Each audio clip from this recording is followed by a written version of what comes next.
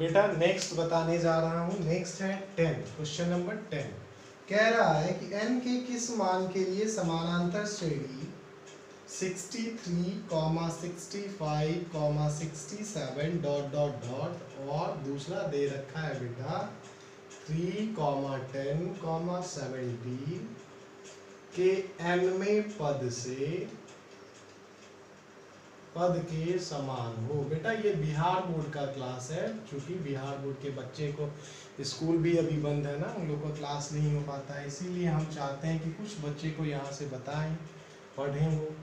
बेटा पहला पद अगर देखें तो 63, 65 ये है, यानी ए का वैल्यू दे रखा है 63, डी का वैल्यू आप निकाल लोगे 65 में से 63 माइनस करोगे, हमेशा T2 माइनस T1 डी होता है ना, सारबंतर जिसको बोलते हैं 2 है। और फिर आगे आपके लिए और दूसरी ये पहली श्रेणी था, दूसरा वाले में बेटा ए कितना है देखो 3 है। अगर डी की बात करूं तो क्या हो जाएगा 10 माइनस 3 यानी 7 हो जाएगा। अब जब ये निकल गया बेटा तो आपसे पूछा था कि n में पद समान होंगे, डैट मीन्स बेटा इन दोनों का जो वैल्यू n का होगा वो इक्वल्स होगा अकॉर्डिंग टू क्वेश्चंस। क्या कह रहा है बेटा, हो जाएगा a यानी 63 plus n minus 1 into D equals किसके होंगे, तो 3 plus n minus 1 into D के।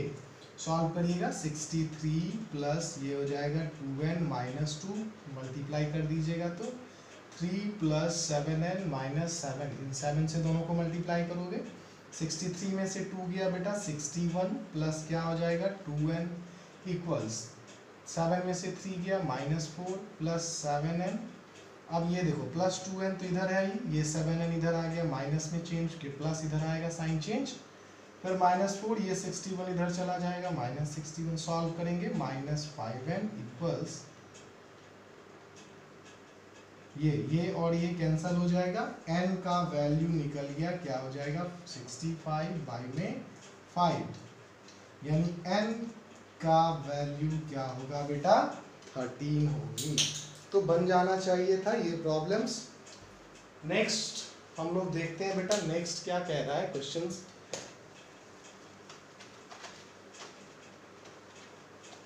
नेक्स्ट आपका है कि क्वेश्चंस 2 में कि 4 के कितने गुणज 10 और 220 के पड़ते हैं।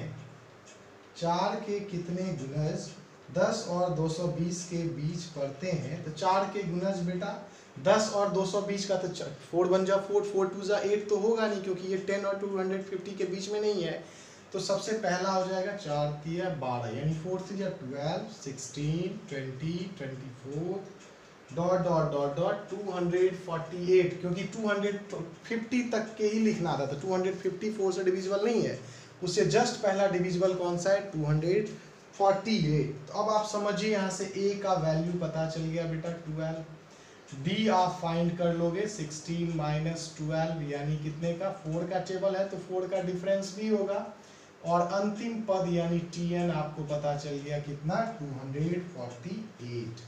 और जब ये पता चल गया तो बेटा n फाइंड नहीं हो जाएगा, इजी तो है करना, tn equals a plus n minus 1 into D, tn का वैल्यू 248, a की जगह 12 plus n minus 1 into D का वैल्यू 4, तो 248 ये 12 आ गया माइनस दिस मच, ये हो गया n माइनस 4 इंटू 4, देखो 8 में से 2 गया 6, 4 में से 1 गया 3 2, और इससे डिवाइड कर दो, इक्वल्स क्या बच जाएगी n माइनस 1, 4 से करोगे 4 5 जा 4 9 जा, यानी n माइनस 1 इक्वल्स 59, तो n इक्वल्स क्या हो जाएगा 59 प्लस 1, ये 1 इधर चला जाएगा, n इक्वल्स 60।